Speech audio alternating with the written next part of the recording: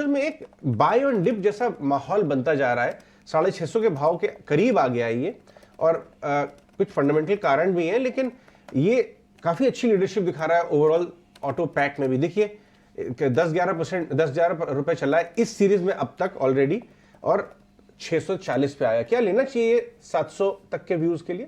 क्या भाव में, या कौन से भाव पे आप एंट्री करेंगे ये? क्योंकि ये 640 पे आके अटकता है यूजुअली, उसी जोन के आसपास आ गया है। टाटा मोटर में एक काफी अच्छा कंसोलिडेशन चल रहा है यहाँ पे 600 रुपए के आसपास में एकदम मल्टीपल सपोर्ट इसने बना लिए। ऊपर की रेंज जैसे आपने बोला 640 है, तो 600 से 640 की रेंज है। तो मुझे ऐसा लगता है कि बहुत ही जल्दी 640 का ब्रेकआउट यहाँ पे देखने को मिल जाएगा। अगर किसी को लेना है यहाँ पे फ्रेश एंट्री लेना है तो बिल्कुल ले सकते हैं यहाँ पे भी, क्योंकि यहाँ से रिस्क रिवॉर्ड रेशियो पास का बैठता है। अगर कोई यहाँ पे लेता है तो स्टॉप लॉस 610 रुपए का बनेगा। मुझे ऐसा लगता है कि इसमें जो पहला टारगेट जो शॉर्ट टर्म में दिखेगा वो 660 का दिखेगा। फिर जैसे आपने कहा 700 रुपए का टारगेट, तो फिर वो भी आके दिख जाएगा। ठीक है, ये तो हुई बात टाटा मोटर्स पर। स्टॉक्स डिस्कस करेंगे। एक तो आपको याद होगा, हमने मुंजाल साहब के ऊपर जब FIR हुई थी तभी हमने एनालिस किया था, 5-6 करोड़ का मामला है, 1000 करोड़ का एमकैप उड़ा दिया। कल हीरो मोटो का 5% चला, और उस बॉटम से अगर आप देखें हीरो मोटो बहुत शानदार तरीके से रिबाउंड हुआ है। एक रेगुलेटरी पॉइंट एक चीज है जो एकदम लाइटली नहीं लेनी चाहिए, लेकिन उसका फाइनेंशियल इंपैक्ट नंबर्स पे कितना आएगा ये देखना जरूरी था।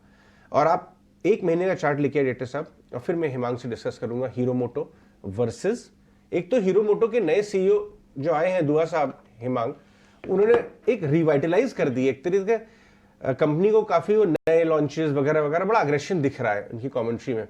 और यहाँ TVS मोटर से भी बड़े अपग्रेड आ रहे हैं, कल डबल का अपग्रेड आया, 1500 का भाव है, 3000 समथिंग का टारगेट आया। आप इन दोनों में कौन सा खेलेंगे हिमांग?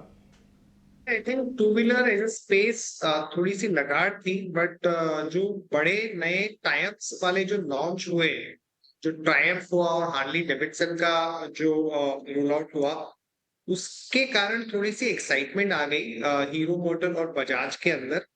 और टीवीएस में ये हो रहा है कि ये ईवी का डिसरप्शन का जो रिस्क था वो सबसे ज्यादा टीवीएस पे था। और अब टीवीएस ने जिस तरह के प्रोडक्ट रोल आउट किए, जिस तरह के मंथली नंबर्स में भी अभी वो रिफ्लेक्ट हो रहे हैं, तो लोगों को लग रहा है कि भाई यहाँ पे वैल्यूएशन की कंफर्ट है, ग्रोथ वापस आ रहा है, ईवी एक एडिशनल ट्रिगर हो जाएगा जो पहले एक डिसरप्शन के तौर पे लोग देखते हैं। तो मुझे लगता है कि टीवीएस और बजाज ये दो बेटर कंपनीज है इन टर्म्स ऑफ वैल्यूएशंस और ग्रोथ विजिबिलिटी। यहाँ पे डेफिनेटली एक बेट लेना चाहिए। हीरो मोटर थोड़ा सा वैल्यूएशन का कंफर्ट है, पर मुझे लगता है कि मार्केट शेयर गेन का जो केस है वो थोड़ा सा डिफिकल्ट रहेगा हीरो मोटर के लिए।